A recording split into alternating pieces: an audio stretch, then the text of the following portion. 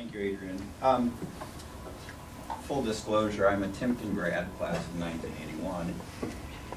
Adrian, I would very much like for you in the media to stop referring to this as a merger.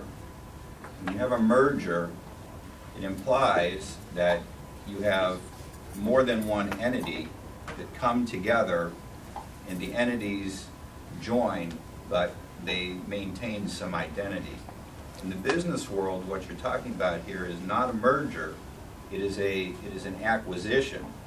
And I would point out that this is an acquisition that is both, we think, quite hostile and quite disrespectful. And my suggestion to you is that if you want the respect and the support of the Timpton High School community, you might want to think a little bit more about merger and a lot less about acquisition.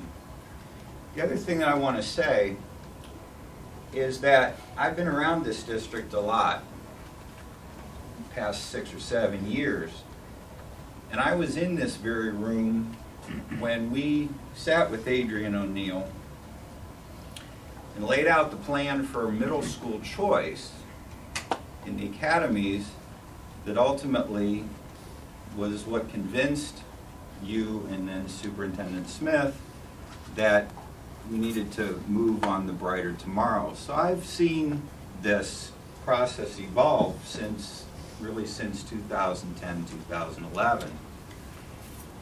And this week was the first time ever that I heard anything about consolidating high schools. And that includes, and if I say anything going forward that's not true, I want you to stop me. On November 15th, that Saturday morning at 8 o'clock study session that the board had, I sat right where Denny Saunier is and heard you lay out phase 3 of the Brighter Tomorrow plan. And you talked about things like increasing the technical and career education at Timpton. You talked about our kids when they go to college and what happens to them. And you talked about aligning curriculum. Not a word. This is November 15th of this last year. Not a word was uttered about this high school consolidation. So my question is, when was this discussed?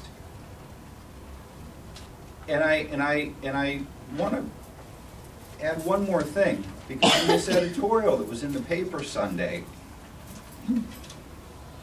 paragraph 7, when asked about this lack of discussion, Board President Ryan Brayler said the board knew at some point it would be faced with the merger decision, that issues related to the proposal have been discussed in committee meetings.